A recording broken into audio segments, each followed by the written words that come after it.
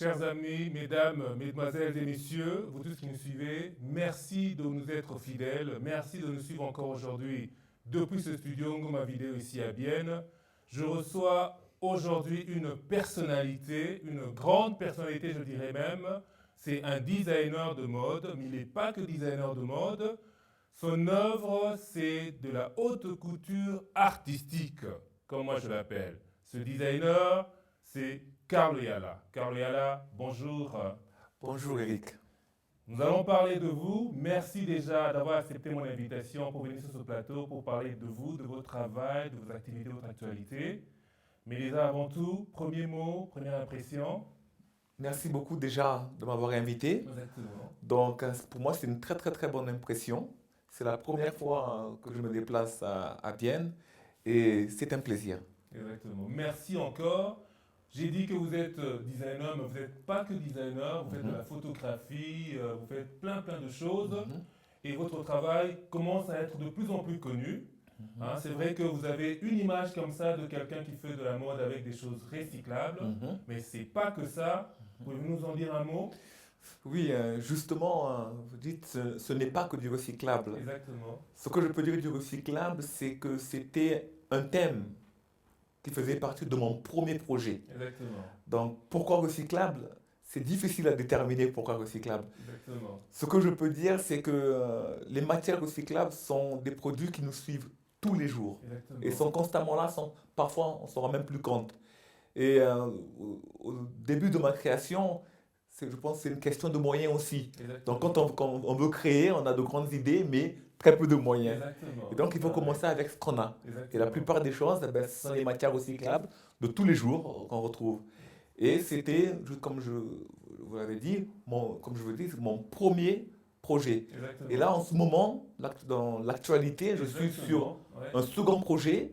Et dans ce second projet-là, eh ben, il y a 12 nouvelles créations, totalement différentes l'une de l'autre. Ouais. J'ai créé une robe de mariée avec du tissu. Extraordinaire. Merci, merci beaucoup. Ouais, c'est Et joli. d'autres créations qu'on pourra discuter et voir, Exactement. qui n'ont rien à voir avec des matières recyclables. Exactement. Donc, il faut que les gens justement se rendent compte que les matières recyclables, c'était pour le premier projet. Et Exactement. maintenant, je suis dans un second projet qui s'appelle Viens, suis-moi dans mon monde, Exactement. qui n'a plus rien à voir avec du recyclable. Exactement. Alors, nous allons suivre Carl Yala dans son monde. Hein. On va prendre Carl Yala au mot, on va le suivre dans son monde. Oui. Moi, j'ai eu personnellement à prendre part à l'un de vos défilés à Fribourg. Mhm. J'étais impressionné, c'était extraordinaire. Vous en parlez certainement, vous allez en parler certainement beaucoup mieux que moi. Mhm. Il y a eu une robe qui m'a particulièrement touché, la robe Maria Carré. Oui. Par exemple, est-ce Oui. que Maria Carré fait partie du monde de Carlo Yala? Comment fait-il qu'il y ait une robe Maria Carré dans la collection de Carlo Yala? Merci beaucoup pour la question. Oui. Je pense Maria Carré fait partie intégralement du monde de Cariala. Ok. J'ai commencé d'une certaine manière à accumuler. Mon premier CD, je l'ai eu en 1993. Ok. Et l'un des premiers CD que j'ai acheté, c'est celui de Maria Carré. Exactement. Donc vraiment, c'est quelqu'un qui a accompagné ma vie. Ok. Et dans tout ce que je fais, d'une certaine manière, il n'y a pas qu'elle, il y a aussi d'autres personnes. Exactement. Je pense qu'elle elle joue un rôle dans le fait que j'ai pu justement créer cet habit-là. Je ne sais pas pourquoi maintenant et pas avant, je pense que ça fait partie de la vie, Ouais. mais pour répondre à la question, oui, elle fait partie de ma vie. Ouais. Par rapport à j'ai tous ces CD. J'ai tous Exactement. ces CD. Bon, je n'ai pas les posters accrochés au mur parce que. Vous C'est- n'avez plus l'âge, c'est hein, vrai. je dirais. Mais, Encore que. oui. Voilà, pourquoi pas. Mais je ne l'ai jamais fait. Ouais. Mais sa musique m'inspire dans énormément de choses. Et pour moi, le fait de devenir designer, ça me fait de relier un peu ces deux choses. Ouais. Justement, mon amour pour son talent, son art, sa musique, Exactement. et maintenant l'art en tant que de ce que je fais, Ouais. créer quelque chose qui a un lien avec, pour moi, ça semblait presque évident. C'est comme si c'était prédestiné d'une certaine Exactement. manière, Exactement. sans savoir en fait. C'est venu petit à petit. Mais en fait, vraiment pour répondre à la question, oui, elle fait partie du monde de Karl Yala. Et puis c'est une diva aussi, hein.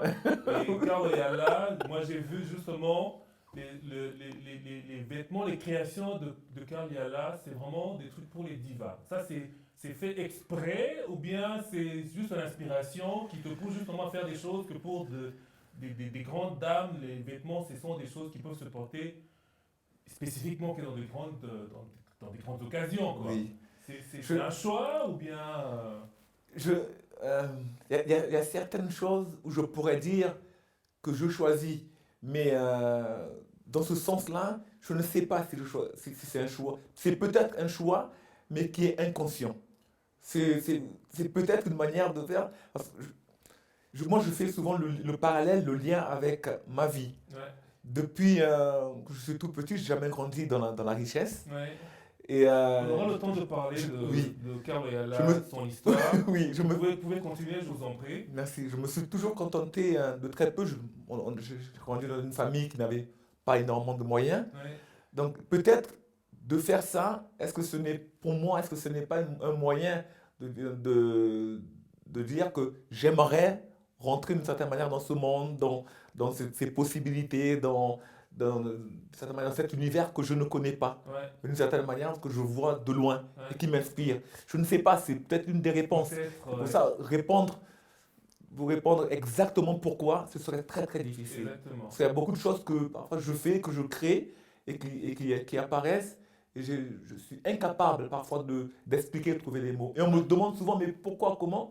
Et même pour moi, personnellement, c'est difficile de tout expliquer. Exactement, il y a des choses qui viennent sans explication. Exactement. Il faut dire que Karl Yala n'est pas designer à la base. Hein. C'est quelqu'un de très inspiré, de très artiste, mais pas designer. Il n'a pas été à la London Fashion School, je ne sais pas quoi. Pas du tout. Donc c'est vraiment un autodidacte, mais qui a beaucoup de talent.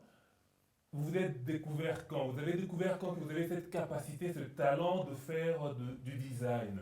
Ça fait combien de temps, plus ou moins? Personnellement, je pourrais dire que j'ai découvert ça en moi il y a 3-4 ans. C'était vraiment... Il n'y a pas si longtemps. Oui, non, je dirais c'est très neuf. Ouais. Et ce que je pourrais dire, c'est que c'est apparu dans un moment de ma vie où je n'avais plus de travail. Okay. La formation laquelle je voulais faire, d'une certaine manière, la date d'inscription était dépassée. Okay. Disons que c'était un moment charnière où je n'avais vraiment plus rien. Je me suis retrouvé à me poser la question, mais qu'est-ce qui est important pour moi? Quel est le sens de ma vie? Une espèce de remise en question. Vraiment. Ouais. Une totale remise en question, où je n'étais plus sûr de rien. Ouais. Je naviguais entre rien. C'était un moment indescriptible. Ouais. Et c'était vraiment, je pense, difficile à vivre. Mais ça m'a permis également de me poser les vraies questions.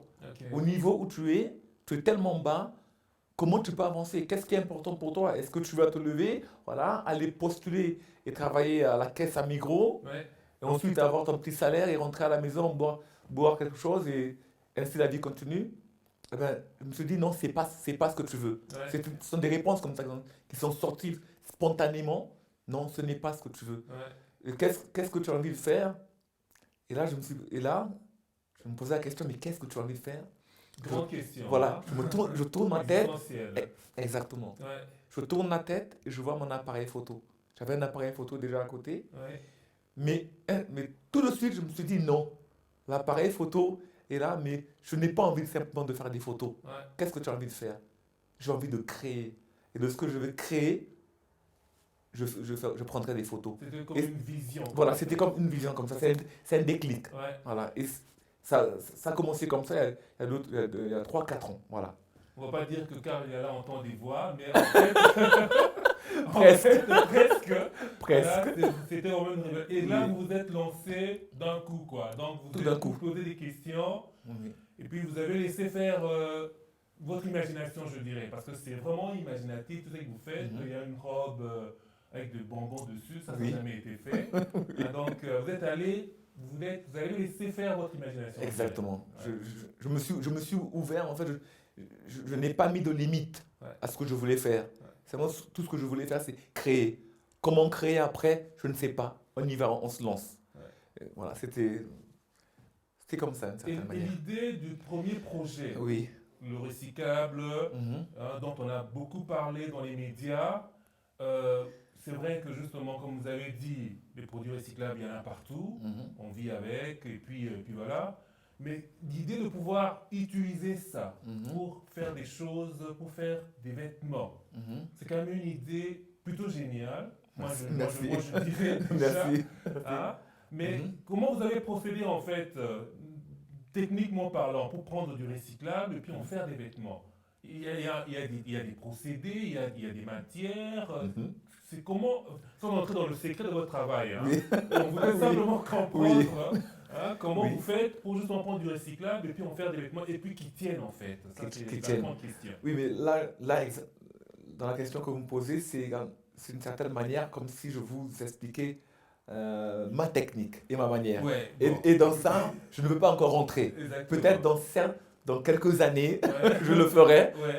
Quand peut-être, j'espère, je serai arrivé à ce que je veux Ouais. et que je pourrai montrer aux gens comment j'ai pu procéder. Ouais. Mais je tiens vraiment à ce que ça reste secret. Nous- Et voilà, donc je ne Je pourrais pas vous comprends donner... le secret. Hein. Je Je ne peux pas comprends le besoin du secret de Carmela. Et donc, vous avez également, en préparant l'émission, vous m'avez également dit que vous choisissiez, en fait, je ne sais pas si vous le faites encore, Mhm. vous choisissez vos modèles dans la rue. Mhm. C'est-à-dire qu'au hasard des rencontres, Oui. vous tombez sur des gens que vous Mhm. trouvez éventuellement jolis et tout. Mhm. Vous proposez, vous donnez votre carte et puis éventuellement on vous rappelle. Mhm. Et pourquoi avoir fait ce choix-là? Pourquoi ne pas avoir travaillé directement avec les agences et tout ça? C'est plus facile de trouver des modèles comme ça ou bien c'était une manière de faire en fait? Disons que c'était par instinct. Ok. Je n'ai pas pensé aux agents. Au départ, je n'ai pas pensé aux agences. Pourquoi? Parce que dans ma tête, travailler avec des agences, avec des modèles, ça voulait dire également dépenser beaucoup d'argent que je n'avais pas. Exactement. Donc c'est également c'est une réalité économique. Donc pour débuter, vous ne pouvez pas débuter avec des modèles internationaux ou alors même national ou régional Ouais. qui ne vous connaissent pas. Exactement. Qui est Cardiala, designer, d'où, de quoi? On ne connaît pas. Exactement. Alors j'ai commencé avec certaines personnes qui étaient dans mon entourage, que je connaissais, Oui. et qui ont bien sûr accepté, et je les remercie pour ça. Mhm. Mais dans la continuité, en général, j'avais déjà mon site web qui avait été créé et j'ai une carte de visite. Je rencontre un modèle. Rencontrer, c'est un Dans grand la mot. rue, il faut dire dans la rue. Oui, hein. rencontrer, c'est un grand mot parce Ouais. que j'aperçois quelqu'un Ouais. et je me dis, celle-là, elle pourrait passer avec l'image que j'ai de cette création. Ok. Donc, que ce soit, ça peut être dans un centre commercial, ça peut être dans la rue simplement, Ouais. ça peut être dans un magasin. Donc, il n'y a pas de lieu pour trouver un modèle. Et qu'est-ce que je fais en premier? C'est que j'essaie de prendre le contact, de m'approcher du modèle. Euh, j'ai grandi, en parenthèse, j'ai grandi à Marseille. Ouais. Et à Marseille, On va en on parler, ose. justement. On Ouais, ose. exactement. On n'est pas comme les Suisses, on prend le temps. Ouais. Non, non, il n'y a pas de problème. Dans la communication, dans le rapport avec l'autre, on n'a pas de problème, donc on communique très facilement. Donc pour moi, aller vers les gens, c'est une telle simplicité. Je suis né avec ça, presque, on pourrait dire. Exactement. Ouais. Et donc, je m'approche des gens et je leur tends ma carte. Une des premières choses que je dis, Ouais. c'est qu'elle n'ait pas peur, c'est qu'une carte. Parce qu'il y a quand même une peur aussi. Oui, oui, il y hein. a quand même une crainte. Ouais. On ne me connaît pas, un grand noir arrive, Ouais. qu'est-ce qu'il veut? Ouais. Donc voilà, je donne ma carte et je leur dis déjà pour les rassurer que je ne veux pas de numéro de téléphone, Ouais. pas d'informations. Et la seule chose qu'elles ont à faire, c'est d'aller voir sur le site Exactement. mon travail. Ouais. Et si ça les correspond ou qu'elles trouvent ça intéressant, Ouais. c'est à eux ou à elles de me contacter. Et en général, quand ils découvrent mon travail, ils me contactent, en général. Et une anecdote, c'est souvent les mères qui Ok. poussent les filles à venir travailler avec moi parce qu'elles se rendent compte que mon travail, c'est plus de l'art que Exactement. simplement de la mode ou alors Exactement. des bikinis ou des habits normaux. Donc Exactement. elles sentent vraiment que derrière, dans mon univers, c'est un autre univers et Ouais. ce n'est pas simplement des bikinis ou toute autre photographie. Donc ça donne directement confiance. Exactement. Et donc, par rapport à cette anecdote, c'est souvent les parents ou les mamans qui poussent les filles à venir travailler avec moi. Exactement. Donc, c'est comme ça, d'une certaine manière, que je trouve les gens. C'est le hasard, justement, qui fait les choses. Donc, Karl Yala est digne de confiance, on peut le dire. Hein. Donc, il a commencé à donner des cartes dans la rue. Oui. Et là, maintenant, les gens qui nous suivent, ils peuvent entrer en contact éventuellement. Je ne sais pas si vous êtes encore ouvert à ça. Vous êtes très actif dans les réseaux sociaux, dans les médias et tout ça. Votre travail commence à être de plus en plus connu. Hein. On va parler justement de votre futur, de vos projets. Mais là, on va faire une petite pause. On va boire un peu d'eau pour souffler un peu et puis on va revenir dans quelques instants. Je vous remercie, restez-nous fidèles et puis à très vite.